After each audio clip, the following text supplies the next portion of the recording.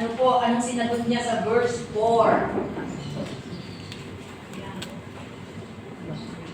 Verse 4. Verse 4 po. Ito ang sagot ng Panginoon sa verse 4. Tagalan ko babasa. Sabi ng ating Panginoon sa verse 4. Hindi lamang, ngunit sumagot si Jesus, nasusulat, hindi lamang sa tinapay na bubuhay ang tao, kundi sa bawat salitang nagmumula sa bibig. Ito ba yung So sa sagot, yung dalawa? ito nga po kanina, ano po? Sabi nga doon sa Matthew 6. Na ano ba yung pinapabalisan ng tao? Ano ba? Kakanin, tahanan, inumin mo. Ang number one needs ng tao, yung mga basics niya. Kahit Kristiyano, ito po, yun talaga ang ating pinababalisan-isan. Wala tayong kakainin, wala tayong susutin, lahat ng mga physical needs. Kaya dito po ay ginamit din ng Diablo, una, yung physical needs na Panginoon. Pero, anong sabi niya, kaya naman gawin ng Panginoon di ba? Kaya niya na lumika na kaya ko sabihin kong chicken joy. Ayaw niya magpababa ng chicken joy dyan. Pero anong sabi niya? Hindi lamang sa tinapay na bubuhay ng tao, kundi sa bawat salita ng Diyos na nangungutari sa kanyang bibig. So, alam ng Diablo kung ano ang pangangailangan ng Panginoon. Pero pinatulan ba? Hindi pinatulan ng ating Panginoon. Tapos ang sagot niya ay iyon. So ano yung pinalulutan ng Panginoon? Ng Panginoon sa Kristo sa kanyang sagot sa Diablo. Na ang tao ay both spiritual at physical nature. Ang tao ay nilikha hindi lamang physical, kundi spiritual. Kaya dapat balanse. Hindi tayo kain ng physical food, pero sabi niya, kung kumain tayo ng spiritual food, paminsan-minsan na. Kung paano tayo kumakain sa 3 araw, may merienda pa, may puput pa, no? Sa gabi, meron pang midnight snack, no? Kasi nga, hindi tayo natigil ng kain ganun din. Dapat. Ang ating ginagawa. Balanse po. Sabi niya, maraming malulusog, matataba, pero kung sa espiritu. Payat na payat. Bonsai. Kasi nga ay hindi balanse. Hindi lamang physical needs, no? Ang ating kailangan at binibigyan ng pansin, kundi yung ating spiritual needs. Kaya, mapapansin po natin na po.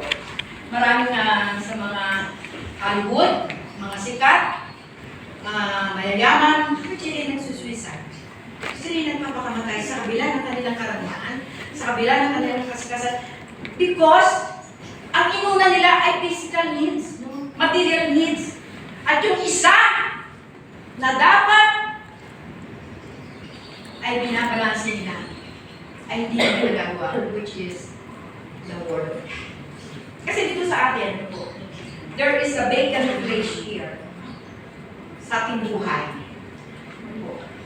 May bakanting lugar dyan na hindi niya mapupunuan ng pagkain, hindi niya mapupunuan ng tagumpay, ng kayamanan o ng kuman. Kahit magkaroon ka ng lahat ng yan, pero yung bakante dito, hindi mo napupunuan, which is spiritual. Our relationship with God and His Word. Hindi nila matagpuan Hindi nila kaya nadedepres sila. Ako ginagawa, tinatapos nila ang ginagawa. Sabi ko, kailangan po ng Panginoon sa tao. Nung sabi niya ay nilalang niya ang tao sa pamamagitan ng putik. Nilalang na aking Panginoon. Pagkatapos ba nung mahulma niya ang larawan ng tao, ang ginawa niya? Ang ginawa niya? Hiningahan. No? Hiningahan para magkaroon ng buhay. Kaya kung wala ang Diyos sa tao at puro pisikal lang ang kanyang inaatupag, there is a vacant place here na hindi mapupunan.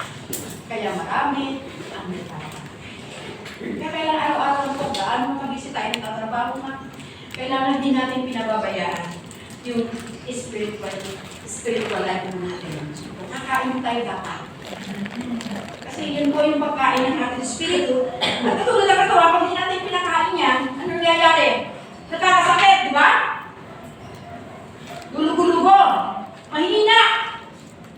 Ganun din po. Pag tayo ay hindi talaga kumakain ng salita. Kaya dapat balanse. O balanse. Balanse lamang. Huwag natin hayaan sa timbang yung isa. At yung isa ay hindi. Dapat balanse. Kasi napapansin niyo ba bilang Christian? Pag balanse ang ating buhay, tulad niya puso niya. Halimbawa, yung puso niya nasa may pinto, puro physical. At ito yung spiritual at hindi siya napupunuan, hindi siya nalalagyan. Eh talagang kulang. Kulang at kulang. Kaya minsan talaga hanap pa tayo ng hanap. Meron na hanap. Kasi bakit? Yung bakanting lugar na dapat napupunuan ng spiritual na bagay, hindi napupunuan. Pero kung tayo talaga napupunuan para yung yan, physical and spiritual, kahit nga, nag-extend pera mo eh. Masaya ka na. Masaya ba kayo? Nag-extend pera nyo? Di ba? Kahit ang ulam natin ay tuyo. Kamatis. Ngayon, anong ulam mo na? Di ba? Ang sarap kumain. Maligaya tayo, di ba?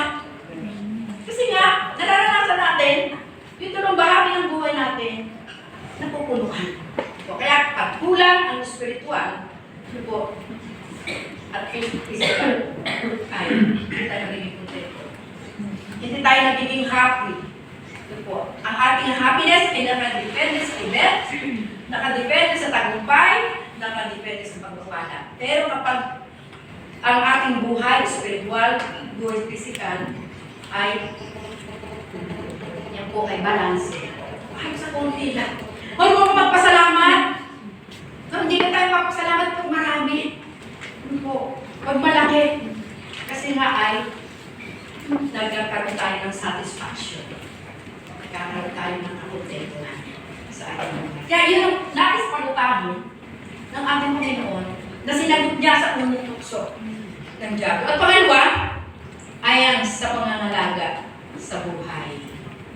Tingnan po natin ang verse 5 and 6. Sabi niya, pagkatapos nilalas siya ng Diablo sa Jerusalem, ang banal na lungsod at pinatayo sa tabuktok ng templo. Sinabi niya ito sa kanya, kung ang anak ng Diyos ay magpatihulog ka. Inutusan niya naman ng magpatihulog sapagkat nasusulat sa kanyang mga anghel, ikay tatagubilin at sa kanyang mga kamay, ikay aalalayan ng sa mga katulong paanggan. So yun po, may verse 2 yun. Sabi sa 91. Kung siya ay yung gawin ka magsagala na mag-iingat sa iyo Diyos ng kataas-asan.